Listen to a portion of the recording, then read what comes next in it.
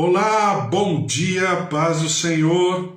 Hoje, dia 4 de janeiro de 2021, né? Primeira segunda-feira do ano.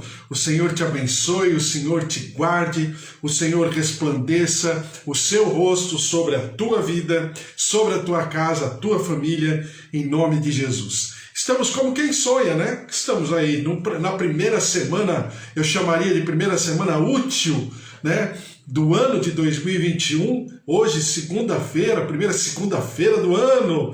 Então, nós podemos dizer que até aqui o Senhor nos ajudou. A pedra de esquina, a pedra angular, a pedra principal, a pedra mais importante de toda edificação, de todo edifício, o Senhor estabeleceu e o Senhor derramou e o Senhor concretizou sobre a nossa vida, que é exatamente o nosso Senhor e Salvador, Jesus Cristo, a nossa rocha eterna, né? Na visão de Daniel, é o quinto reino, é o reino daquela pedra que foi lavrada sem mãos humanas e foi tirada do monte e veio por sobre todos os reinos e se estabeleceu e reinou. E a Bíblia fala, e Daniel falando, que seria o reino, é o reino eterno, o reino de Jesus Cristo, a nossa pedra principal.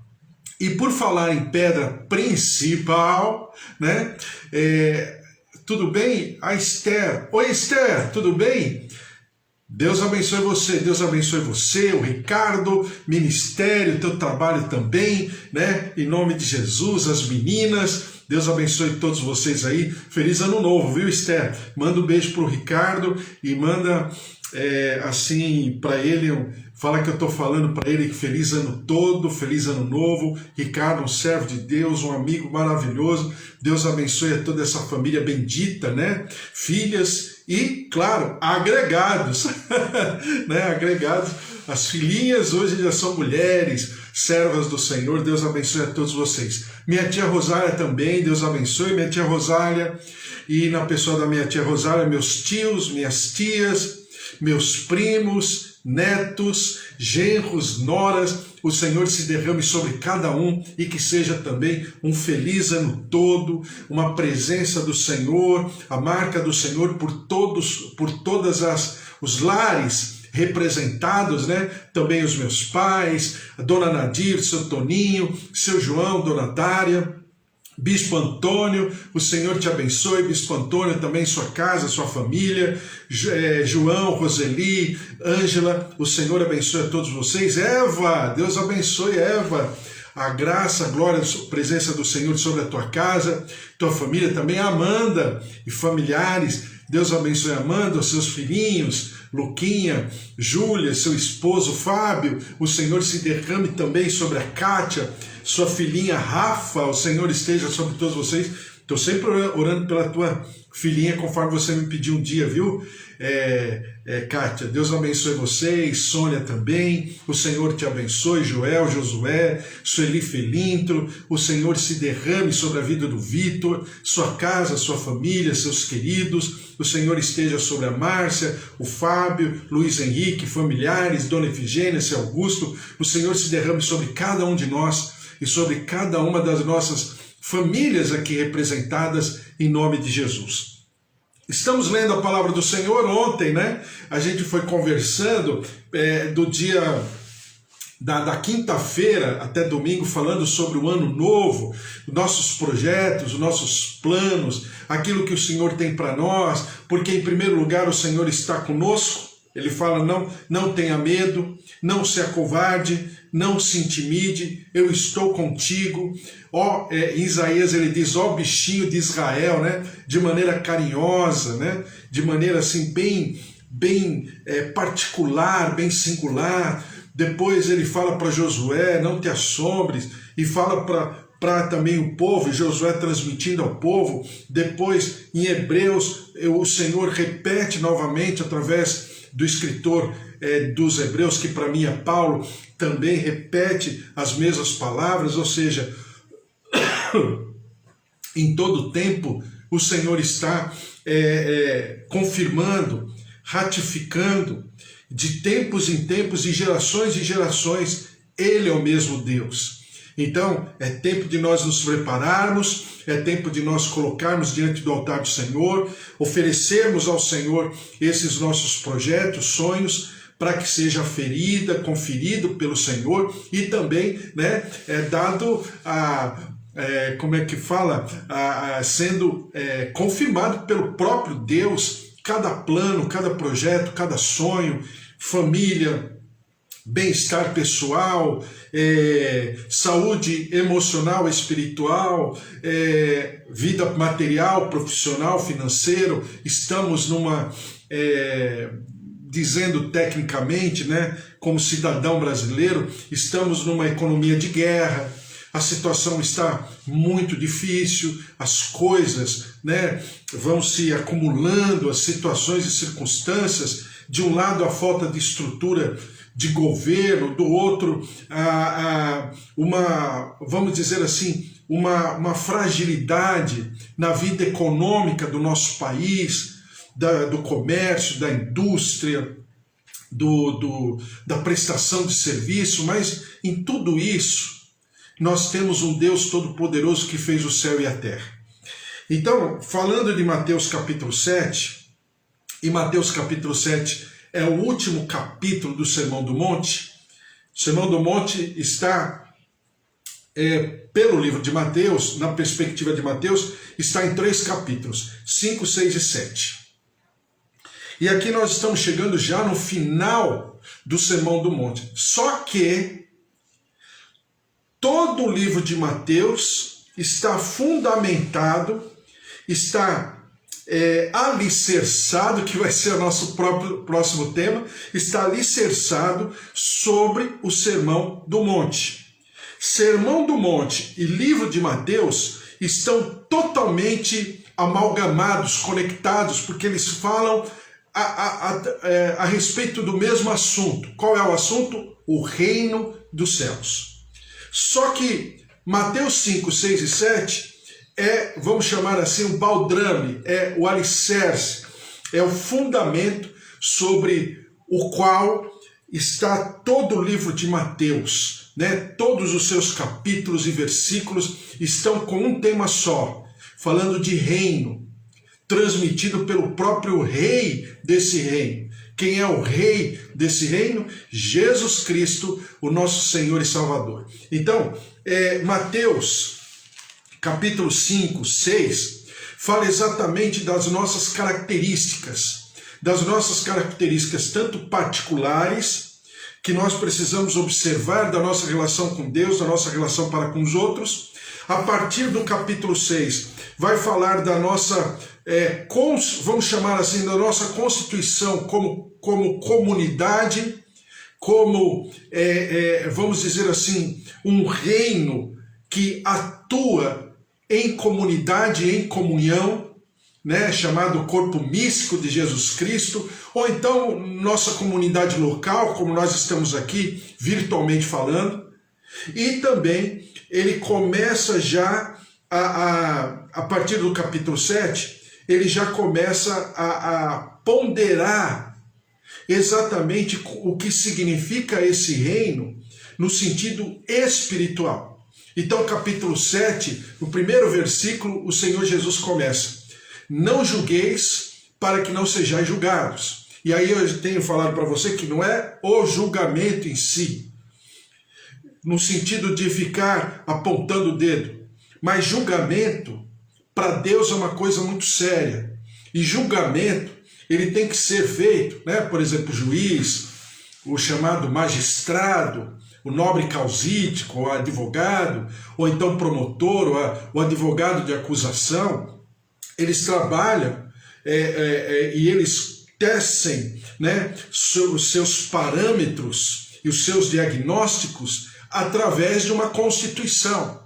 Não é o achômetro. Tanto é que a gente que fica de fora, às vezes a gente ouve algumas coisas do advogado que a gente fica pensando, mas fulano cometeu tal crime, cometeu tal deslize, tá na cara que ele é culpado. Mas quando você ouve o advogado fala o quê? Olha, não está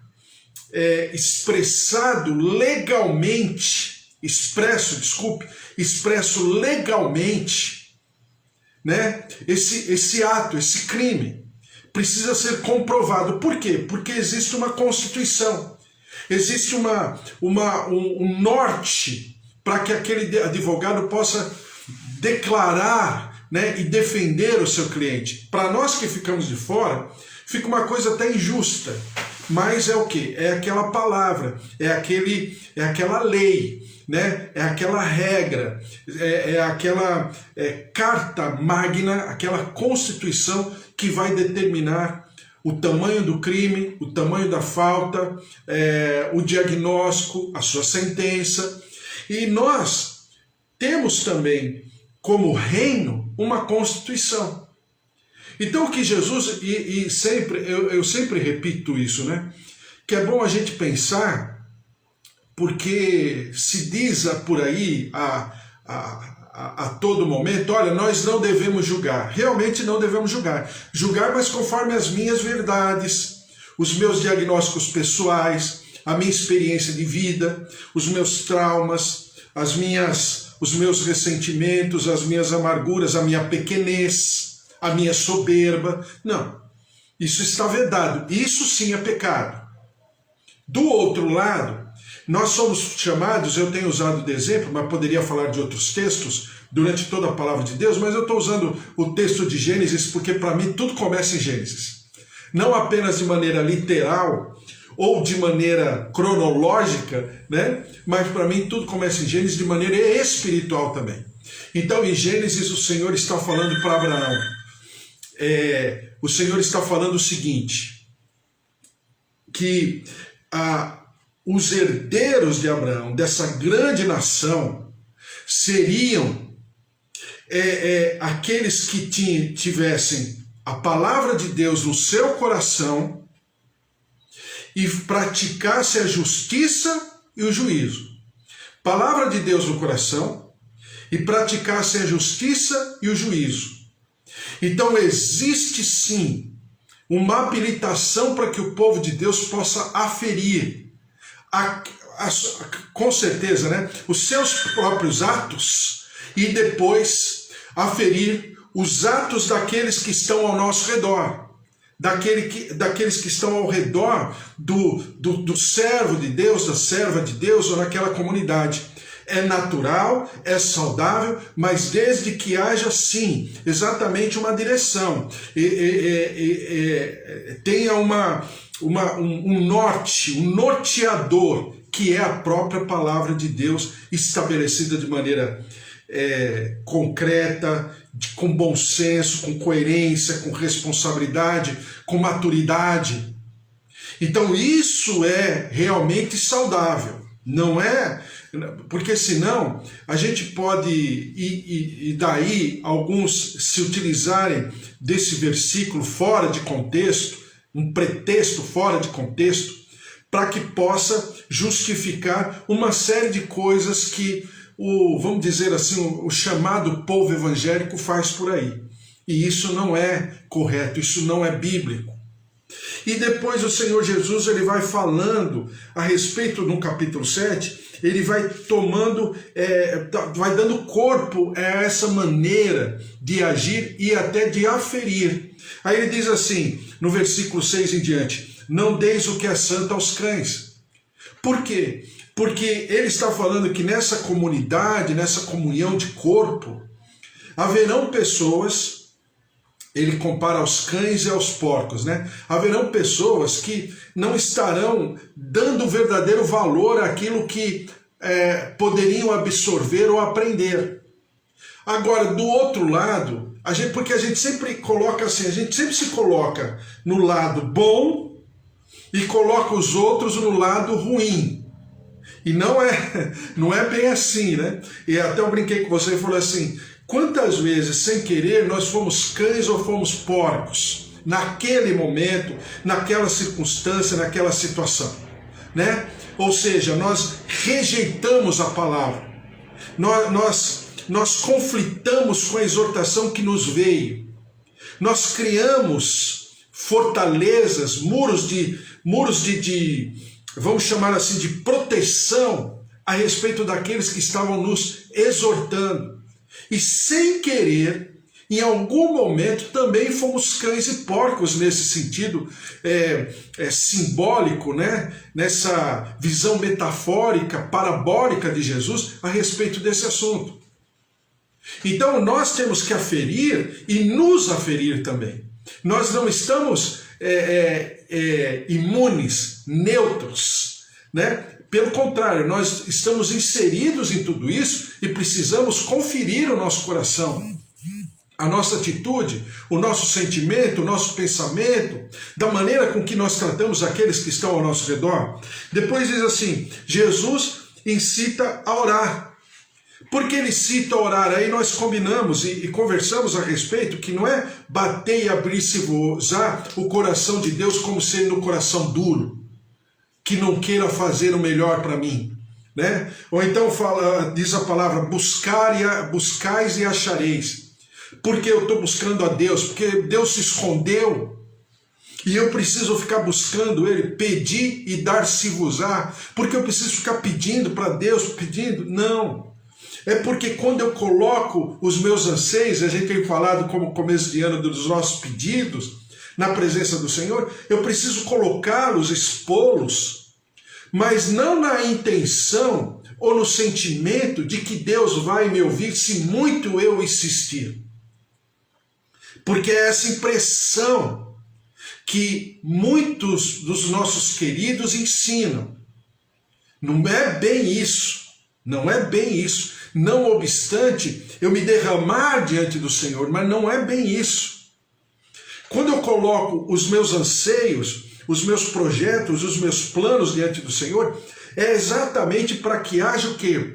Haja um controle de qualidade. Controle de qualidade maravilhoso, soberano, eterno, né? Poderoso que é Deus. E esse controle de qualidade aferirá aquilo que é saudável, aquilo que é coerente, aquilo que diz respeito a um plano que o Senhor já, de antemão, havia escrito no seu livro, no Salmo 139, sobre a minha vida. E aí eu coloco diante do Senhor e essa aferição não apenas depurará, mas ela será estabelecida e colocada mediante o alvo e aquilo que o Senhor tem de projeto sobre a minha vida, e se sobreporão um ao outro, a tal ponto que eu posso viver aquilo que diz lá em João capítulo 11 a respeito de Lázaro, quando Jesus chega diante da sepultura e diz assim: Pai, eu sei que tu me ouves. Mas em que momento Jesus clamou de maneira textual? Em que momento Jesus clamou pela ressurreição de Lázaro? Em nenhum momento na palavra, você não lê isso na palavra. Mas eu sei que tu me ouves porque havia uma perfeita conexão entre pai e filho, entre filho e pai. E nós somos herdeiros, somos gestacionados, somos, fruto exatamente dessa conexão perfeita do homem, o filho, do divino, o pai. E nós, na oração sacerdotal, estamos constituídos, numa mesma constituição, através do Filho, para que possamos alcançar essa conexão perfeita, sem ruídos, sintonia fina com o Pai. Então é por isso que nós devemos clamar, buscar, nós devemos pedir, nós devemos bater, porque em via de regra, na esmagadora maioria das vezes, para não dizer a totalidade das vezes, quem precisa ajustar os meus pedidos e os meus planos aos planos de Deus sou eu, e não ao contrário. Deus não precisa ajustar os seus planos em relação a mim, porque é a impressão que dá. Eu até brinquei com você, Então se eu colocar a torcida do Corinthians e a torcida do Flamengo, né, que são as maiores torcidas do Brasil, dizem que são as maiores torcidas do Brasil de futebol. Então eu colocar as duas torcidas juntas, orando por um pedido meu, será muito mais eficaz do que se eu colocar a torcida aqui no meu bairro, né? Eu moro no bairro da Moca, aqui em São Paulo. Então, do que se eu colocar a torcida do Juventus, né? Do moleque travesso Juventus, colocar a torcida do Juventus para pedir alguma coisa, porque eu já vou perder. A torcida do Juventus é diminuta em relação à torcida do Flamengo e do Corinthians. É essa a matemática espiritual? Não, não é isso. Não vamos por esse lado porque não é bíblico. Não vem da parte do reino dos céus. Então eu preciso trabalhar isso, tá me entendendo? E essa coerência, esse bom senso, o Senhor vai mostrando e vai alinhavando, vai costurando esse cobertor que nos cobre, que nos protege, como o reino dos céus sobre a nossa vida, sobre a nossa casa e família. Depois vem sobre as duas estradas. Por quê? Desculpe falar assim, mas no dia a dia, no cotidiano, a estrada que Jesus oferece, perdão, hein? Não vai falar que eu estou falando, você vai me entender. Mas a estrada que o Senhor oferece para mim é uma estrada alternativa. É um caminho alternativo. Aí você fala, espera um pouquinho. Isaías 35 não é o caminho santo? Sim. Mas aos olhos do reino, do mundo, aos olhos de uma cosmovisão humana, filosófica, uma cosmovisão, né, existencialista, humanista, liberalista, a nossa estrada, o caminho sobre o qual nós queremos viver e andar, é alternativo. Por que é alternativo? Porque pertence ao reino dos céus. E o príncipe desse mundo, já diria o Senhor Jesus, não tem nada a ver com ele. Entendeu? O príncipe desse mundo não tem nada a ver com Jesus Cristo. Por quê? Porque o mundo, na sua cosmovisão universal, rejeitou Jesus, rejeitou os seus princípios. E a cada dia que passa, esse mundo, desculpe mais uma vez falar dessa maneira, esse mundo está como se estivesse asfixiando,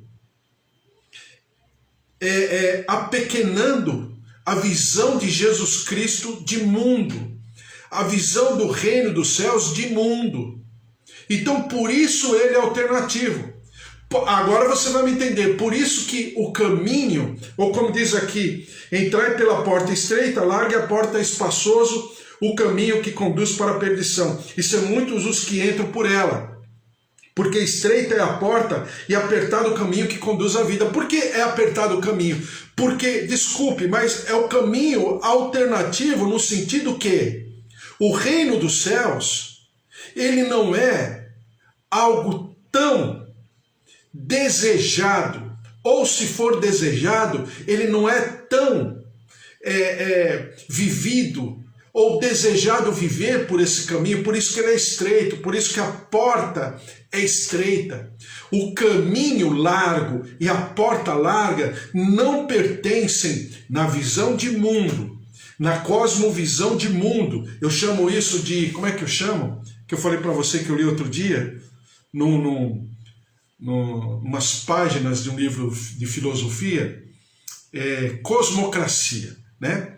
Esse governo cosmocrático, né, que está cada vez mais, né, ou você tem aquela visão, aquela cultura, aquela maneira de enxergar o mundo, que eu chamo de cosmocracia, ou você é inimigo de tudo e de todos. Simples assim, em todas as partes do mundo. Não é só aqui no Brasil. Se fosse aqui no Brasil, seria até mais fácil de resolver, mas não é. É mundial. Essa atmosfera já antevê, já começa a colocar os seus fundamentos de algo que a Bíblia diz lá no futuro, que será um governo simpático, vendável ao mundo, à cultura, à geração da época. E esse governo universal, mundial, já está dando as suas características, tá? Isso é notório. Para quem é servo de Deus e está enxergando, e eu sei que tem muita gente na internet falando a respeito, tem muita gente que exagera, né? Falando da questão do Pix, por exemplo, uma série de coisas. Tem muito exagero.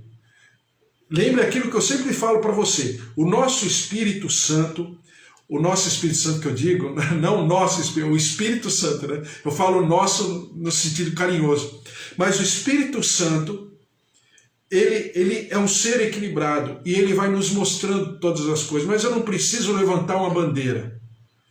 Levantar bandeira não é muito saudável para o homem de Deus. Porque quando ele levanta a bandeira, a impressão que dá para quem está ouvindo ou aferindo é que quando ele levanta a bandeira é porque ele está casado com aquela visão, ele está conectado com aquilo. E nem sempre a quem está falando está totalmente certo. Então é difícil você tão somente levantar uma bandeira. É isso, é aquilo. Não, calma. Né? Como diz o sábio, né? Quando eu era novo, eu enxergava as coisas, eu sabia o que era certo e errado. Agora que eu estou velho, eu já não tenho tanta certeza assim. Por quê? Porque nos meandros, nas entrelinhas, de maneira subliminar, sempre existe um sentimento por detrás. Então a gente tem que tomar cuidado e tem que aferir isso. Quando a gente fala em relação ao reino dos céus, a gente tem que ter um filtro muito coerente, maduro, de um conhecimento da palavra muito profundo. Em relação às coisas do mundo, exatamente a mesma coisa. Até mesmo desse governo cosmocrático que eu percebo que está a cada dia que passa, né, fincando as suas estacas no mundo. Isso é notório. Todos estão percebendo. Então, ou você lê aquela cartilha, ou então você é inimigo número 1 de tudo aquilo que a cosmocracia prega. Então, voltando às duas estradas, aos dois caminhos, dentro dessa configuração de mundo, a estrada que o Senhor oferece é uma estrada alternativa. Entendeu? Por quê? Porque Jesus, aos olhos do mundo, naquele momento, ele era uma autoridade proscrita. Como João Batista era uma autoridade proscrita, né? Como Elias no seu tempo era uma autoridade proscrita, como Eliseu foi também, como Moisés em muitos momentos da própria liderança do seu povo era também proscrito. Como os discípulos e apóstolos foram proscritos imediatamente após Jesus Cristo. Tirando o apóstolo João, todos os outros morreram, como se diz no nosso dito popular, né? Morreram de morte matada. Hoje tem templos, tem igrejas, mausoléus no nome deles. A começar da cidade onde eu vivo, cidade de São Paulo, dentro do estado de São Paulo. Mas Paulo, na cultura, na sua geração, na sua, vamos chamar, cosmovisão de mundo da época, ele foi lançado à morte, ele foi decapitado, ele foi sentenciado por um crime capital contra. E qual era o crime capital? Era contra César. Paulo cometeu um crime hediondo e foi decapitado. O filósofo Paulo, um dos homens, eu creio que Moisés no Antigo Testamento e Paulo no tempo do Novo Testamento. Eu creio que Paulo, como Moisés lá no Antigo, Paulo foi o maior filósofo, o homem de uma cabeça, de pensamentos muito fundamentados, um homem que, creio eu, que a humanidade não conheceu alguém como ele, assim como Moisés antes dele, um legislador, um libertador, um pastor por excelência, né? Um grande escritor, um poeta, um homem que andava na presença da glória de Deus a todo momento. E Paulo, que foi ao terceiro céu, teve visões que ele falou que não tinha nem como escrever, o grande Paulo. Só que ele foi morto. Por quê? Porque ele não foi entendido na sua época, no seu momento. Jesus, exatamente isso. E todos os outros. O primeiro mártir da igreja, que foi Estevão. E tantos outros.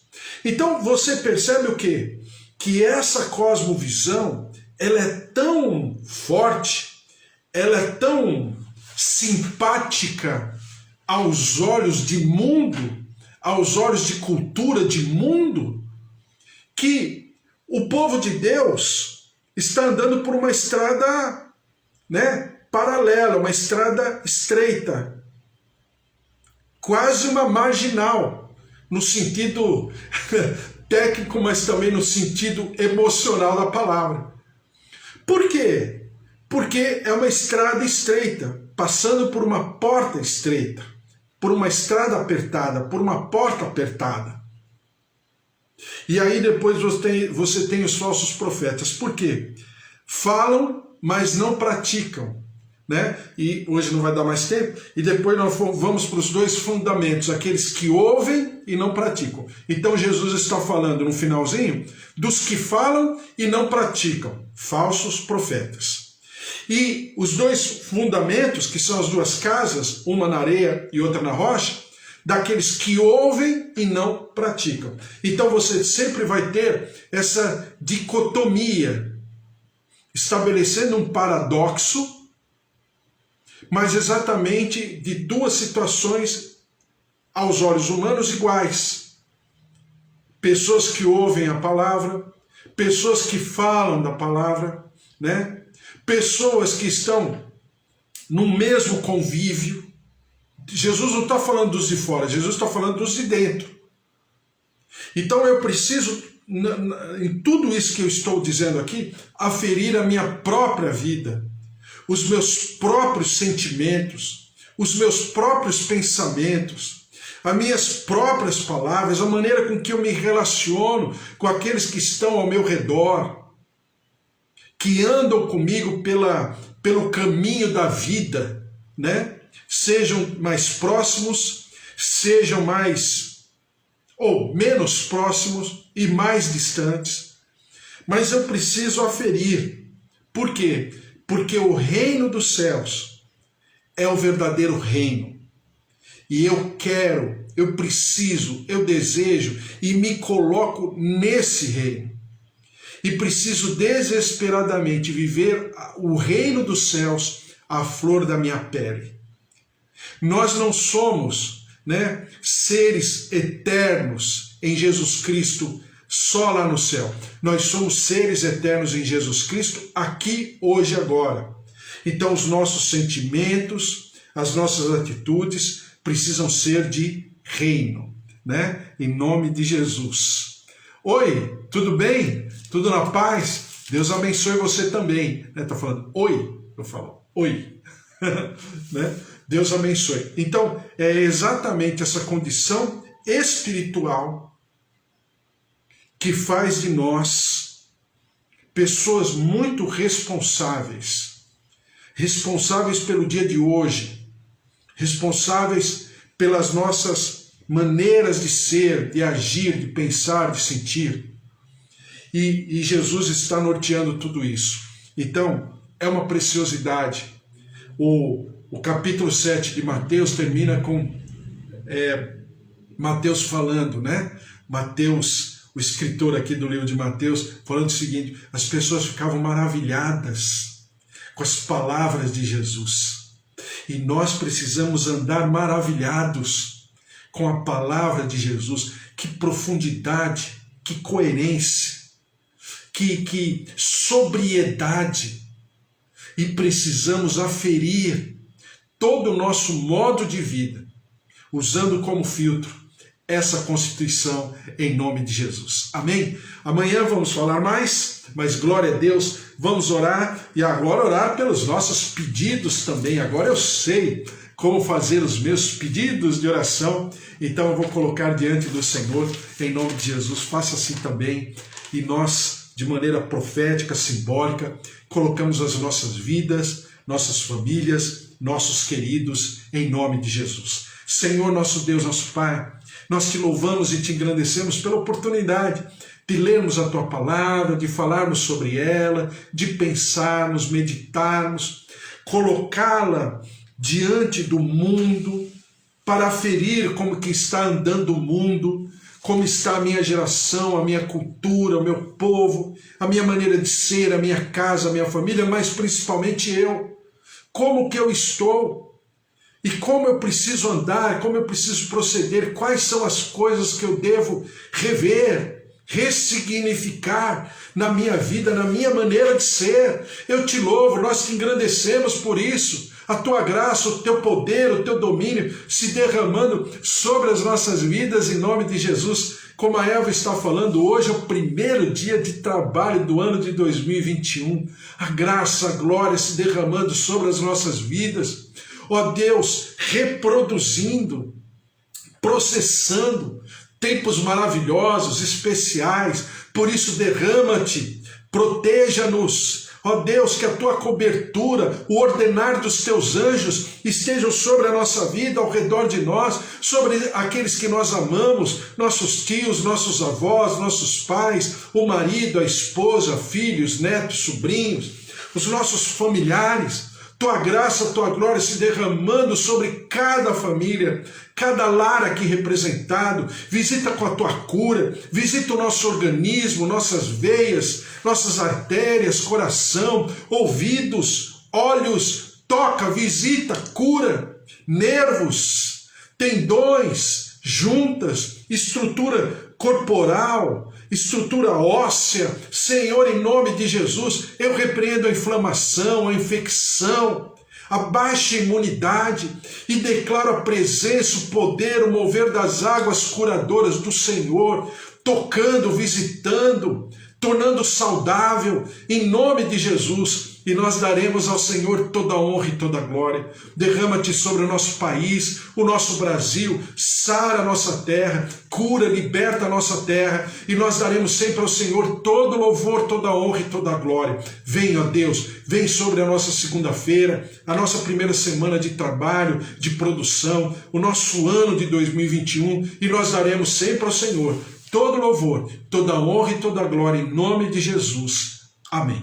Amém. Glória a Deus, o Senhor te abençoe e te guarde, que o amor de Deus Pai, a vida vitoriosa em Jesus Cristo e as consolações do Espírito Santo da promessa estejam sobre a tua vida, sobre a tua casa, a tua família, porque se Deus é por nós, quem será contra nós? Se o Senhor é o nosso pastor, de nada nós teremos falta, porque ninguém pode se separar do amor de Deus em Cristo Jesus. É eterno, é perfeito, é poderoso, andará conosco durante toda a eternidade do Senhor na nossa vida, em nome de Jesus. Um beijo, até amanhã, fique na paz, tchau, tchau.